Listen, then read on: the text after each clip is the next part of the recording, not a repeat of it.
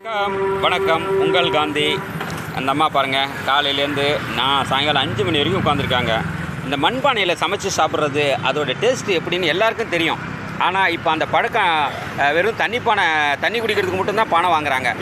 பொங்கல் அன்றைக்கி பொங்கல் வைக்கிறதுக்கு மட்டும்தான் பானை வாங்குறாங்களே தவிர, இந்த மண்பானையில் பாருங்கள், இதில் சமைச்சு மீன் குழம்பு, கருவாட்டு குழம்பு, கறி குழம்புன்னு வச்சு சாப்பிட்டா எப்படி அருமையாக இருக்கும். ஆனால் எல்லாத்தையும் காலப்போக்கில் அதை மறந்து உடல் கெட்டு போகிற அளவுக்கு நீங்கள் எல்லாம் அந்த சுட்டக்கறி, வறுத்த கறி இப்படி தான் சாப்பிட்றீங்க. அது நல்லதா? கண்டிப்பாக அது உடலுக்கு கெடுதி தான். இன்றைக்கி இருக்கிற மக்கள் இவங்க அம்மா, உங்கள் பேர் என்னம்மா?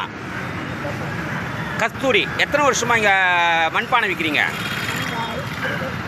20 வருஷமாக இருக்கீங்க. ஒரு நாள் எவ்வளோ உங்களுக்கு வருமானம்?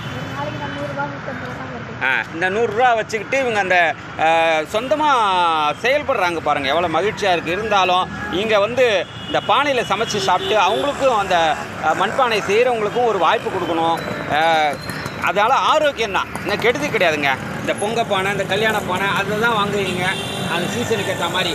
ஆனால் நீங்கள் சமைச்சு சாப்பிட்ணுன்னு ரொம்ப ஆசைப்பட்றேன். வணக்கம். உங்கள் காந்தி. வாழ்க நலம் யூடியூப் சேனல்.